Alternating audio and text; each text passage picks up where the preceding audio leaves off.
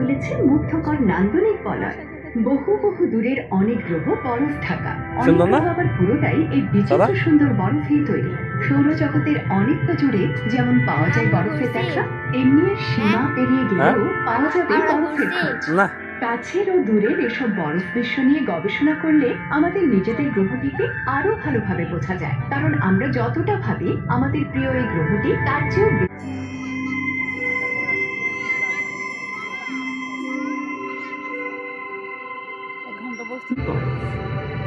এরকম দুটো বরফ অঞ্চল আছে।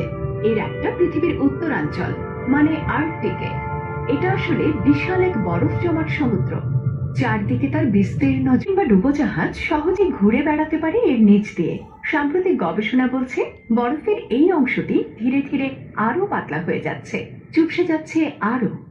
গ্রীষ্মে অনেক সময় কিছু জলযান একদম উত্তর মেরুতে সমুদ্র পৃষ্ঠে উঠে আসতে পারে, অর্থাৎ এসব জায়গায় গ্রীষ্মে বরফ গলে যায়। কয়েক দশক পরে হয়তো দেখা যাবে গ্রীষ্মের শেষ দিকে এখানটায় কোনো বরফই নেই। হ্যাঁ, এটা অসম্ভব নয়। জলবায়ুগত বিপুল পরিবর্তন ঘটছে পৃথিবী জুড়ে। বিজ্ঞানীরা এ পরিবর্তন খুঁজতে রয়েছে অ্যান্টার্কটিক অঞ্চল, বিশাল এক বরফপাতে মোড়া এই এলাকা। অ্যান্টার্কটিকা নামে এ অঞ্চলের আস্ত এক মহাদেশ, সবটা বরফে ঢাকা, চারপাশে তার সমুদ্রের নীল জল।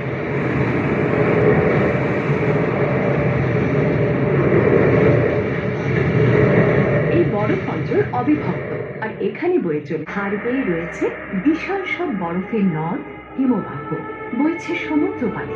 এখানে একটাও তুষার চাদরের নিচে লুকিয়ে আছে পৃথিবীর অনাবিষ্কৃত জমিনের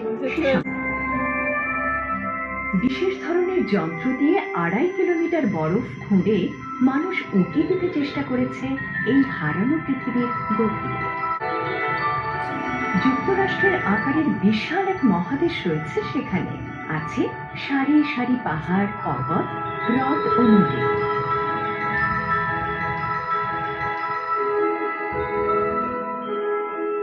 গ্রীষ্মমণ্ডলীয় অঞ্চল মানে উষ্ণ অঞ্চল, কিন্তু ভূত্বকের নিয়ত নড়াচড়া এ অঞ্চলটিকে বর্তমানে শৈত্যাঞ্চলে নিয়ে এসেছে।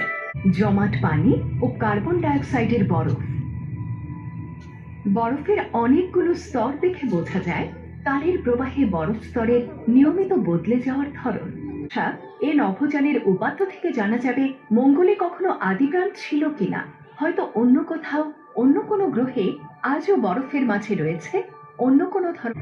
এই যেমন এটা একটা ধূমকেতু, ধুলো ধূসরিত এক বরফ গোলক, প্রায় 1160 কিলোমিটার বিস্তৃত। সূর্য ধূমকেতুরাই শিশু পৃথিবীতে বয়ে এনেছে অন্তত অর্ধেক পানি ও আরো জটিল সব